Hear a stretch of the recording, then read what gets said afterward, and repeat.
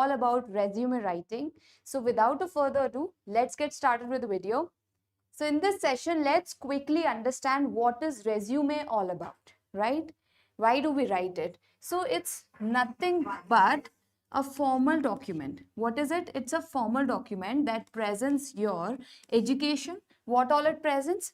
Whenever you want to apply for any kind of job opportunity, then you will have to write this, right? So what does it include? So it's a formal document that presents your education part as well as how many skills, what are you skilled at, so your skills and also the experiences. Okay, all these it showcases in it. Now it is used to apply for jobs. If you want to apply for any kind of job opportunity, then you will be going for it, and internships, let's suppose, or for academic programs or scholarships. Any of them, if you have to apply for, then definitely you will have to write the resume. In the next turn, what is the purpose? To convince the employer you are the suitable for the role. Okay, your resume, how effective is your resume? It decides that how skilled you are. Okay, so it's like the convincing factor for the employer. Okay, once he or she looks at your resume, he or she should be convinced. Okay, so it's the convincing factor that you are suitable for the role or not. By just checking your resume, they just have that sort of idea that are you a good fit for the job or for the role, specific role or not. So that's why to write an effective resume is like very crucial in your profile. Next, so your resume actually highlights as your marketing tool. You can consider your resume as your marketing tool. Understood? Fine, let's move ahead. Now, what is the difference between resume and CV? What is the difference? Let's understand it. So the length, first of all, when we talk about this length of your resume, it contains like 1-2 pages only. But we talk about CV, then it also can go more than 2 pages, can be a little longer as well in terms of CV. Now, if you focus, the focus lies in your resume onto skills, your experiences, your achievements. Okay, this is the focus pointer in your resume. But if we talk about CV, then your focus lies on academic details and research. Okay, like what are your academic details over there? It's kind of more detailed, your CV. Okay, so academic detail and research work, if you have done any, then all those things will come under it. Now, what is it used for? So resume is used for jobs in private or public sectors, while CV is used for academic jobs, research roles or PhD. Okay, all these sorts of reason, if you have to go for applying, then you will have to go for applying in CV, or this comes in resume. If you are applying for any kind of public or private sectors, then resume will work fine over there. And so next we have is customizable. Is it customizable? Okay, this is the next thing. Okay, I'm IELTS student. I need some tips on IELTS writing. Okay, yes, hello. So, see Fahad, what I will suggest you is that in IELTS writing, what all topics you have, firstly go and consider that. Okay, and accordingly then start your preparation. You firstly need to be equipped with the grammar part first of all. You must be fully understanding the grammar concepts and writing it fully in the proper manner. You can't go incorrectly writing in grammatical things. Otherwise, or else you can also go for learning some advanced vocabularies, because here you have to write the letters or essays or reports depending upon the type of IELTS you are going for. If you are going for any kind of academic reasons, then you will be having the report. As I've already covered in my previous session, the report writing, you can just go through that once. Yeah. So it is used for jobs in private sector, public sector. It is for academic jobs or research. Now, is it customizable? Can you just tailor it accordingly, according to your needs? Can you alter this? So highly it is tailored depending upon the type of job you are applying to. So yes, it is customizable. Okay. And now if we talk about this CV, it is more of static or detailed. It contains more of the details, but it's not that customizable. You can't that alter. You don't need to actually alter this much in CVs. Already they are made at length. But yes, resume you must alter each time you are applying for any kind of a job according to the needs and the requirements of the job you're applying to. Okay, so you must always alter this. Next.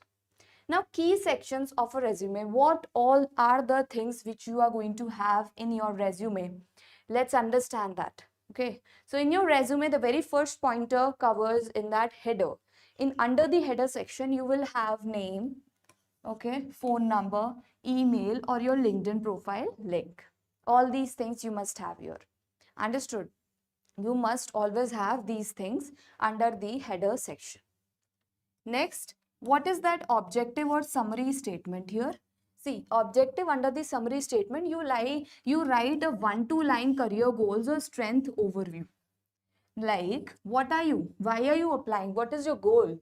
What is your career goal? And then you also state the strength overview. Like, what are your strengths?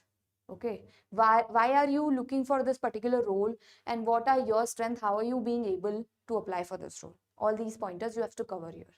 Next, about education, you have to then state about your education, about your degrees, about your certifications, about your year of passing. All these should be mandatorily there in your education part.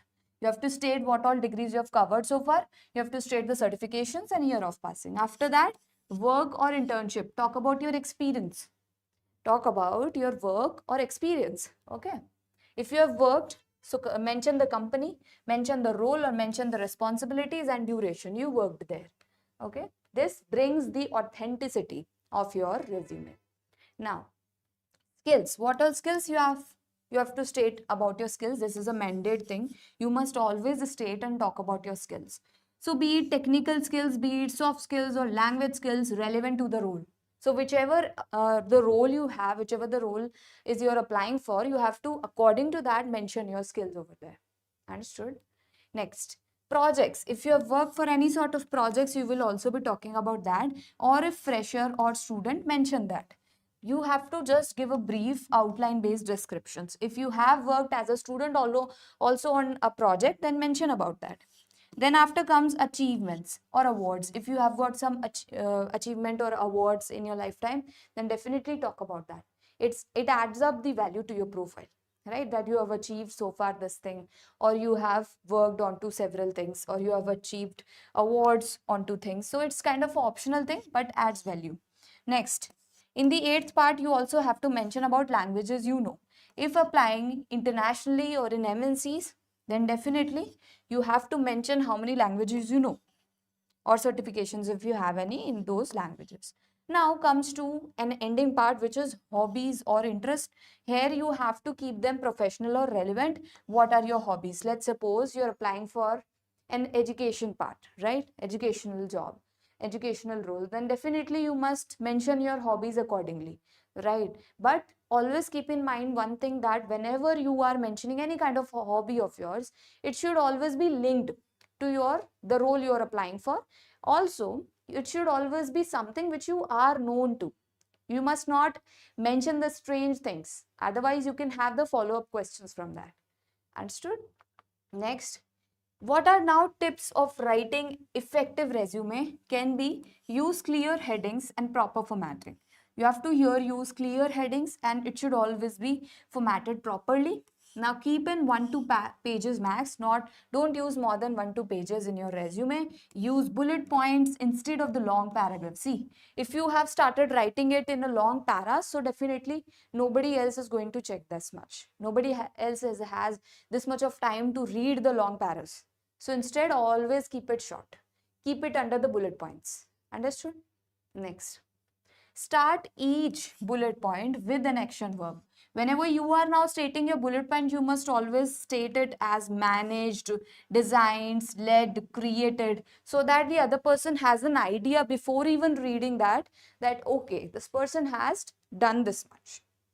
Maybe has led the team or an organization of something. Now you have created, you have managed a team, like that. So always mention these bullet pointers. Now use present tense for the current roles if you are pursuing any, and use past tense for the previous roles. Okay, if the role which has been already done by you, you will always be using it in under the past tense, can't use in present tense. Understood? Next, quantify achievement. How? Increased sale by 30%, trained 15 interns, like that. So use the quantifiers here. Next, Now, sample objective statements, what are they can be? See, these are the objective statements. At the very first go, you have to write this kind of a objective statement. Now, depending upon the role you are applying for, let's suppose you are applying for this kind of a role. So, you can just state it as detail-oriented BBA student aiming to contribute to the HR department through my internship experience and people skills. Okay, so let's suppose you're applying for an HR role, then you will have to have your objective like this. Understood? Now, aspiring content creator with strong command over grammar and writing tools, looking for an opportunity to grow in a digital firm, like that. Okay, depending upon the role of yours, you will be writing it like this, your objective. Now, common mistakes to avoid can be, you must not ever mistake or do any kind of a error in terms of spelling or grammar. Okay, always recheck it first and use informal email IDs. Do never ever use such kind of email IDs. Okay, this is good for your informal things, but since it's a professional resume, it's going to be get checked from the professional people of any organization. Then definitely it's not something which should be there, right? You must use some formal email IDs. Now, listing every job or activity without relevance. It should all be relevant. It should all be making some sense. Some sort of sense it should all be making. Because according to the role only, you will have to specify everything. Never ever go blindly writing things in your resume. You must have the goal in your mind. Keeping that goal in mind, the role of job in mind, then edit your resume accordingly. Always customize it. Now, using same resume for every job, I have already stated, always customize your resume according to the role of yours. According to the role, customize it. Now, including false or exaggerated information. Here you have just started exaggerating. So I have always been telling you the same thing, that they can also ask you the follow-up question. So you must always be aware about that. You must not mention anything like this. Okay? Unless and until you have some information, relevant information about that thing, whatever you are mentioning. Next, paragraphs instead of the bullet points. I have always told you that bullet points are a must. Don't write the paragraphs. Long paragraphs, nobody else is going to check. Instead, write bullet points so that they have the time, they can just go through it. Next. So these are some of the bullet pointers I'm talking about. So these are some action verbs I'm talking about you have to use, which are managed, led, designed, coordinated, analyzed, achieved, created, researched, developed, trained, solved, presented. Start each bullet point with a verb to show contribution and impact. So you have to now use these sort of verbs. Understood? Next. Now, simple resume format for freshers. So this can be the format in which first of all you're writing a name and then you're mentioning about phone number, email, location, or any of them. LinkedIn IDs if you have any. Now after this you must mention your objective. What is your objective? It should all be short, customized statement for the job. It should all be relevant. Okay, it should all be relevant to the job. You will not be writing anything like this. It should all be pertinent to the job, catering to the role of yours. Next, education, talk about it. Degree, college, year, percentage, CGPA, and everything you can mention. Now, relevant certifications, if you have any. After this, talk about your internship experience projects, if you have done any. Talk about mention about the organization name, role, dates, bullet pointers describing work. All those which I covered last time, you have to cover here. Now, skills, talk about it. Talk about the relevant skills. Understood? This is a must. What all skills you have? Like, according to the role only, of course, it will go. MS Office, Canva, Python, Excel. It's like the examples. Communication, teamwork, etc. Now, achievements. You will always be talking about the achievements. Competition wins, certification, positions held, like that. Now, languages, if you are applying for any kind of, work, for language trainer, maybe there is a kind of MNC over there abroad, then definitely you need the language certifications over there. So English fluent, Hindi native, French basic, like that. If you have certification, mention over here. Now, hobbies and interests, talk about it at the very end. Reading, blogs, editing, videos, sketching, like that. The hobbies you can mention. Now, what are the final tips? What are the final tips you have to always cater, you always have to keep in mind while writing your resume, while editing your resume? So use a professional font. What are they like? Calibri, Arial, Times New Roman, like that. Keeping font size between 10 to 12 pt, not more than that. Okay, next.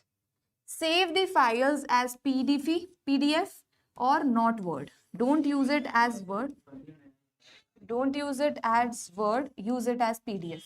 Next, name your file professionally, like this. You have to always name it like this, as professional thing.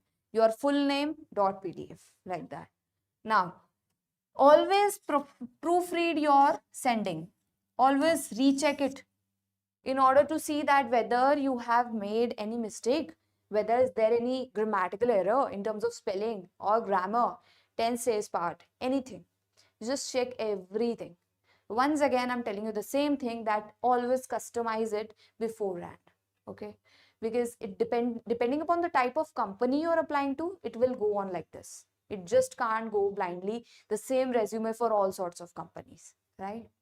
So yes, guys, that's all about it. And I hope the session was informative, and we'll be meeting you soon with another session. Thank you so much. Take care. Bye-bye.